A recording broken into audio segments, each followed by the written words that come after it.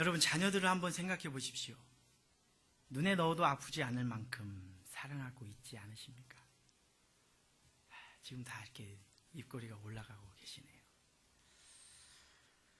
그런데 여러분, 사실 우리 눈에는 아주 작은 티 하나만 들어가도 눈이 엄청 아픕니다. 그런데 눈에 넣어도 아프지 않다 라는 이 표현은 무엇을 말하는 것일까요? 그 사랑이 너무 커서 눈의 아픔 따위는 아픔으로 느껴지지 않는다는 것이겠지요. 오늘 여기에 눈에 넣어도 아프지 않을 만큼 저와 여러분을 사랑하시는 하나님의 사랑이 있습니다. 오늘 이 말씀 속에서 하나님께서는 이스라엘 백성들을, 그리고 저와 여러분을 눈에 넣어도 아프지 않을 만큼 사랑하심을 보여주고 있습니다. 그 사랑의 증거가 무엇일까요? 그것은 우리의 모습을 너무나도 잘 알고 계신다는 것입니다. 오늘 본문을 한 번 더 읽어보시면, 바로가 백성을 보낸 후에 블레셋 사람의 땅의 길은 가까울지라도 하나님이 그들을 그 길로 인도하지 아니하셨으니 이는 하나님이 말씀하시기를 이 백성이 전쟁을 하게 되면 마음을 돌이켜 애굽으로 돌아갈까 하셨습니다. 하나님께서는 이스라엘 백성들을 출애굽시키신 후에 약속의 땅 가나안을 가는데 며칠이면 갈 수 있는 블레셋 사람들이 거주하고 있는 가까운 길로 그들을 인도하지 아니하셨습니다. 왜냐하면 이스라엘 백성들을 너무나도 잘 알고 계시는 하나님께서는 블레셋 사람들이 거주하는 땅으로 가다가 전쟁을 만나 후회하게 되고 다시 애굽으로 돌아갈 것을 염려하셔서 백성들을 블레셋 길로 인도하지 않으셨다는 것입니다. 지금 막 출애굽하여서 전열이 정비가 되지 않고 싸울 준비도 되어 있지 않은 이스라엘의 형편을 누구보다도 잘 알고 계셨습니다. 그런데 그때 전쟁을 했다가는 하나님의 모든 계획이 숲으로 돌아갈 수밖에 없다는 것입니다. 우리가 이 세상을 살아가는 삶도 마찬가지입니다. 하나님께서는 이스라엘 백성들의 형편을 잘 아셨듯이 저와 여러분의 형편을 너무나도 잘 알고 계십니다. 우리는 날마다의 삶 속에서 악의 영들을 상대하여 싸워야 하는데 영적으로 무장하지 않고 준비되어 있지 않으면 싸울 수가 없습니다. 중요한 것은 주님께서는 우리의 그 준비되지 않은 연약한 모습까지도 다 알고 계시다는 겁니다. 오늘 말씀을 통해서 그렇다면 우리의 어떤 모습을 잘 알고 계시는지 살펴보도록 하겠습니다.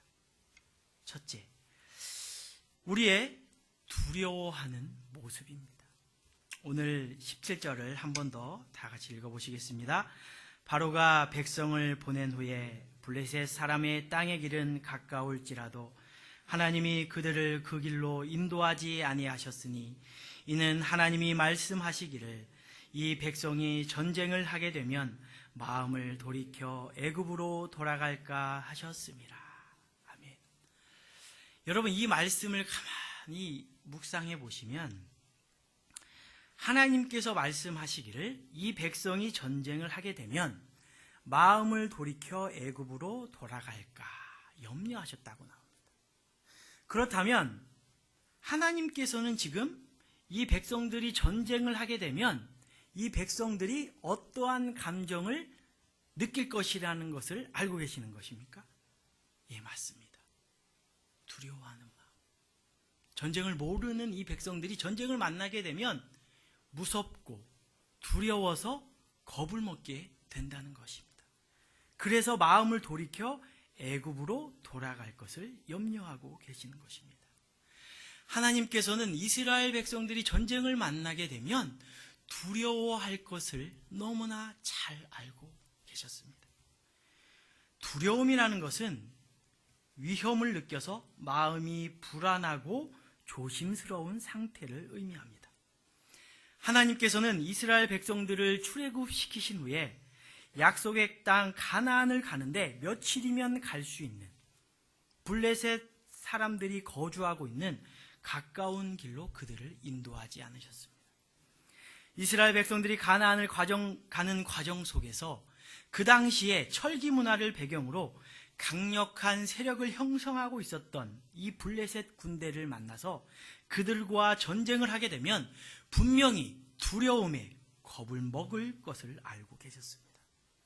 싸울 준비도 되어 있지 않은 이스라엘의 형편을 누구보다도 잘 알고 계셨던 것입니다. 준비되지 않은 상태에서 블레셋과의 전쟁으로 두려움이 생기게 되면 담대히 나아가야 할 이스라엘 백성들이 아무것도 못하게 될 것을 알고 계셨습니다. 여러분, 사람이 위험을 느껴서 마음의 불안함이 생기기 시작하면 그 위험의 대상이 없어지기 전까지 그 두려움에서 벗어날 수가 없습니다. 하나님께서는 이스라엘 백성들의 두려움의 대상인 블레셋과의 전쟁을 아예 만나지 못하게 하십니다. 준비되지 않은 상태에 있는 이스라엘 백성들이 느끼는 두려움에 대해서 하나님께서 다그치시거나 괜찮은지 나가서 싸워라 이렇게 말씀하지 않으십니다.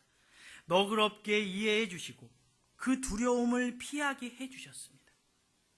그런데 홍해 바다가 갈라지고 애굽 군대가 바닷가에서 모두 죽어있는 홍해 사건 이후에 그 이스라엘 백성들이 여호와의 큰 능력을 경험하고 눈으로 보고 여호와를 경외하며 여호와를 믿기 시작한 다음에는 출애굽기 17장에 나오는 아말렉과의 전쟁에서는 근저 전쟁을 피하지 않고 정면 대결하여 담대하게 싸워 전쟁에서 승리하는 것을 우리는 볼 수가 있습니다. 하나님을 믿는다고 믿음으로 고백하며 살아가는 우리들이지만 우리들 역시 삶의 여러 가지 문제들로 두려움에 마음이 불안할 때가 참으로 많이 있습니다. 이스라엘 민족이 홍해 사건을 통해 하나님의 큰 능력을 보고 하나님을 경외하고 믿기 전까지 두려움을 가지고 있었던 것처럼 세상에서 우리가 경험하게 되는 수많은 일들과 문제들은 우리들로 하여금 두려움을 충분히 갖게 합니다. 그리고 하나님께서는 그러한 문제들로 불안해하고 두려워하는 저와 여러분의 모습을 모두 알고 계시다는 겁니다. 그 문제에 대해서 연약한 믿음을 가지고 있다면 하나님께서는 너그러이 이해해 주시고 그 문제를 피하게 해 주시고 기다려 주십니다. 그리고 더 나아가서는 그 문제를 이길 믿음을 허락하여 주십니다. 왜 믿음이 없이 불안해하느냐고 우리를 정죄하지 않으십니다. 우리가 신앙생활 하는 것도 마찬가지입니다. 주님이 우리를 기다려 주셨듯이 우리들도 연약한 성도들을 기다려줘야 합니다. 내가 두려워하지 않는 문제라고 해서 그 문제를 가지고 두려워하며 마음의 불안을 가지고 있는 남편 혹은 아내, 같은 목장 식구들 혹은 어떤 사람이라 할지라도 우리는 그 사람에게 왜 그 정도 문제를 가지고 불안해하느냐, 두려워하느냐, 재촉하며 정죄해서는 안 됩니다.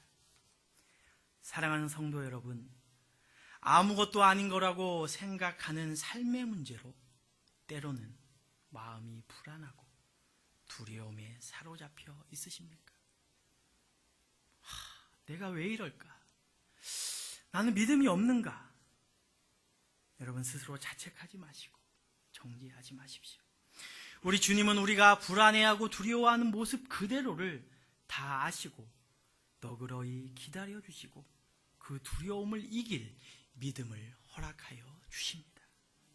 불안한 마음, 두려워하는 마음, 그 모습을 가지고 그대로 주님 앞에 나아가십시오.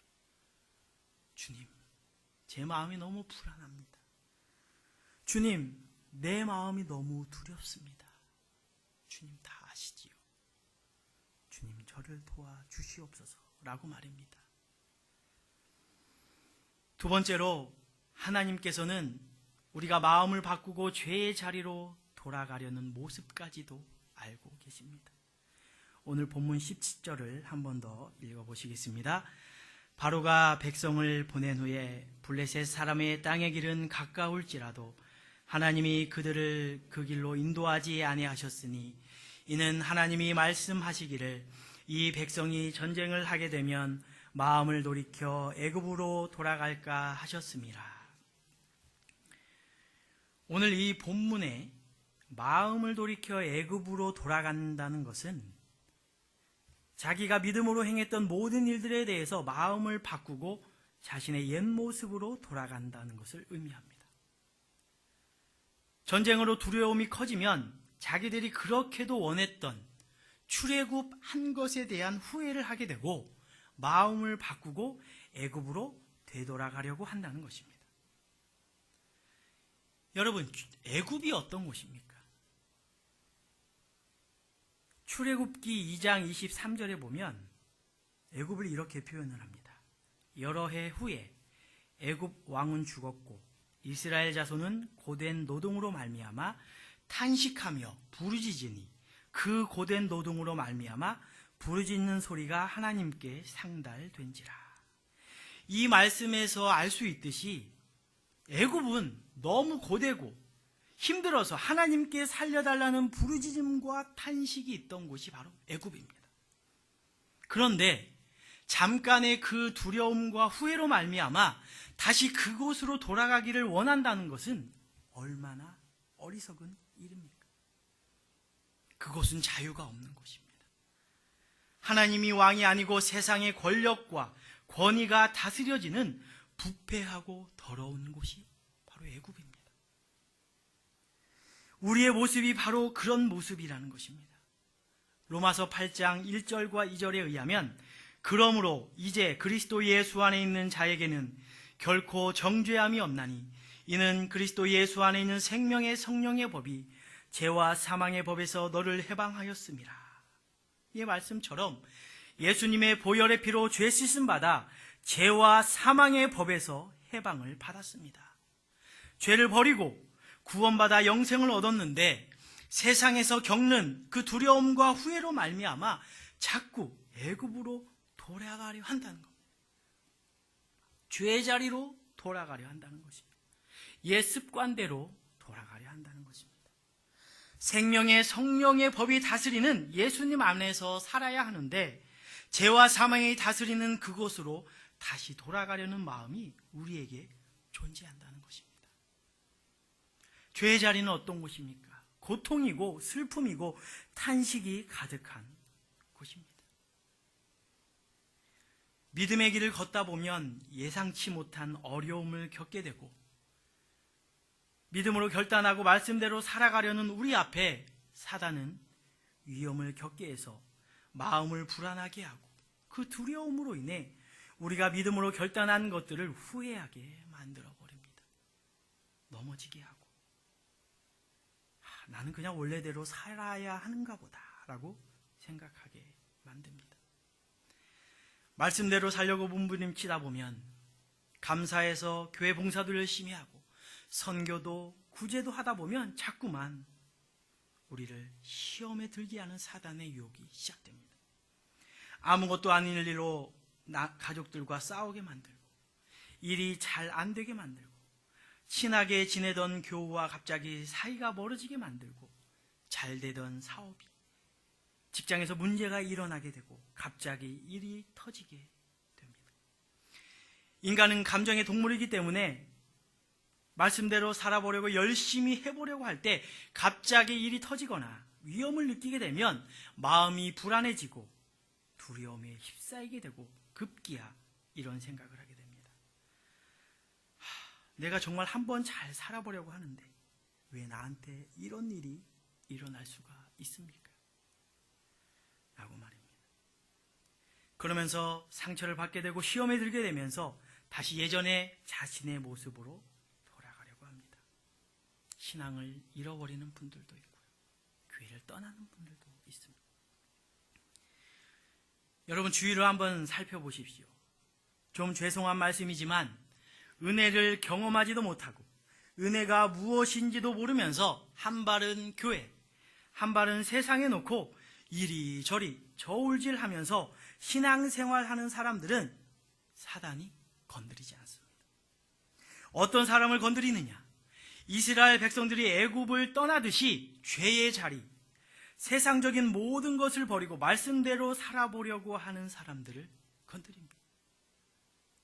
소위 가나안 교회 교인, 교회를 다니다가 상처받고 교회를 떠나거나 신앙을 지금 놓고 계시는 분들, 여러분 그분들 잘 살펴보시면 그분들의 이야기를 한번 들어보시면요, 다들 이렇게 얘기합니다.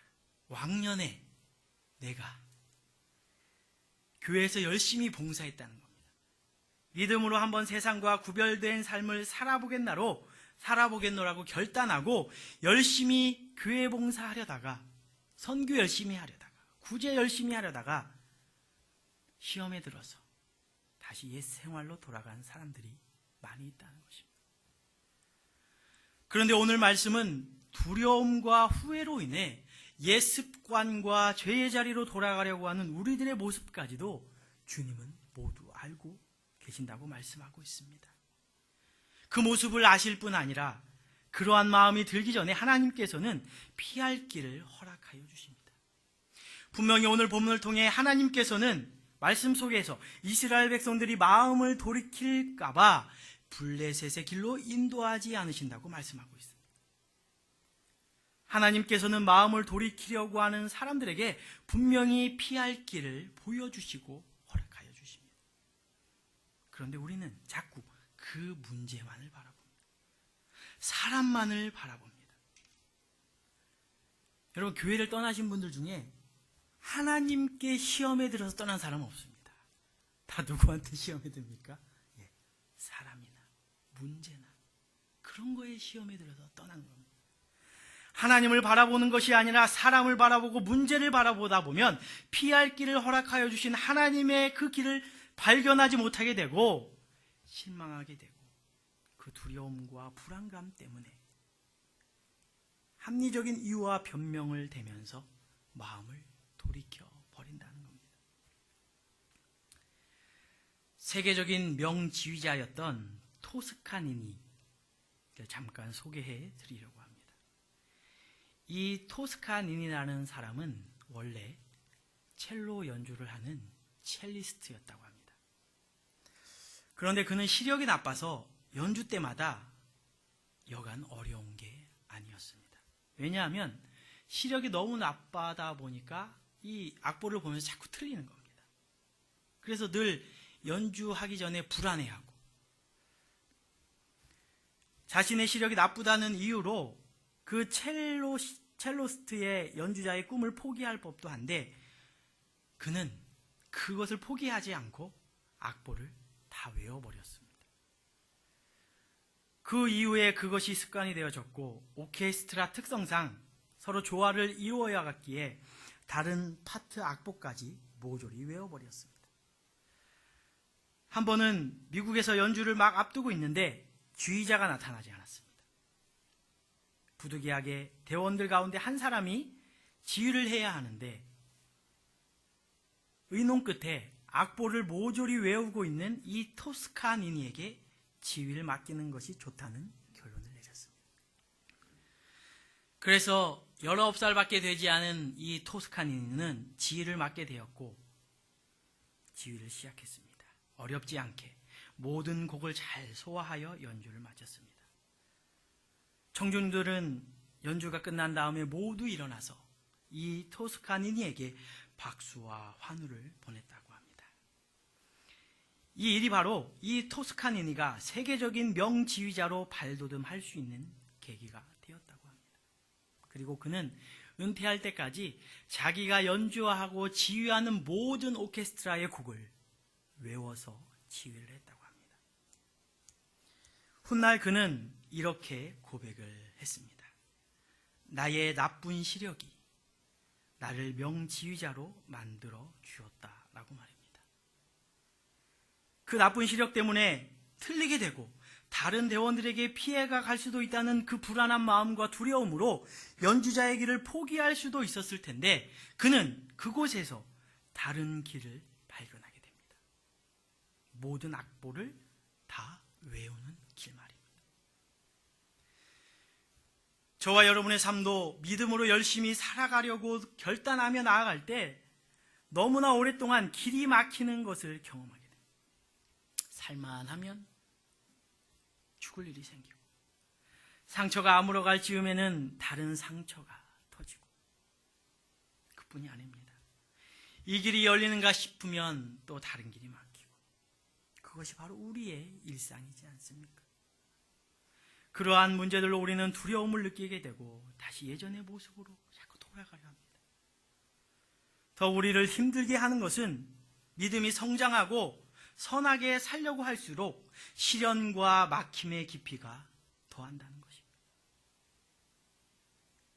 그냥 죗값이라면 얼마든지 참을 수 있지만 선하게 산 것밖에는 없는데 이토록 우리를 힘들게 하고 모질게 하고 해일과 태풍과 같은 그러한 것들이 하루가 멀다 하고 우리의 삶에 몰아칩니다.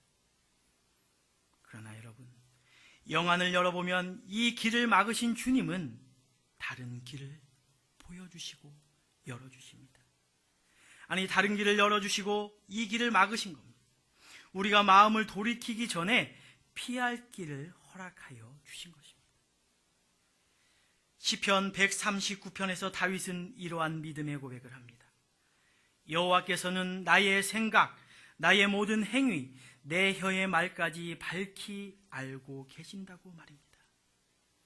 저와 여러분의 생각과 행동과 우리가 무엇을 말하는지까지 아시는 주님은 우리가 시험에 들어 마음을 돌이키려고 하기 전에 피할 길을 허락하여 주십니다. 우리에게 피할 길을 허락하여 주시는 주님을 바라보십시오. 우리를 두렵게 하고 힘들게 하는 문제들, 그 문제와 사람만을 바라보게 되면 주님이 열어주시고 기다리시고 계시는 그 길을 보지 못합니다. 이제 말씀을 맺으려고 합니다. 사랑하는 성도 여러분, 하나님께서 저와 여러분을 눈에 넣어도 안 아플 만큼 사랑하신다는 증거가 무엇입니까? 삶의 여러 가지 문제들로 위험을 느껴 늘 불안해하고 그 불안함으로 말미암아 다시금 죄의 자리로 돌이켜 돌아가려는 우리의 그 연약한 모습까지도 주님은 다 아시고 그 모습을 아실 뿐만이 아니라 피할 길을 허락하여 주신다는 것입니다. 우리는 사순절을 보내고 있습니다. 사순절은 예수님의 고난과 십자가를 묵상하며 주님이 나를 얼마나 사랑하시는가, 그 예수님의 사랑을 깨닫고 알아가는 시간입니다.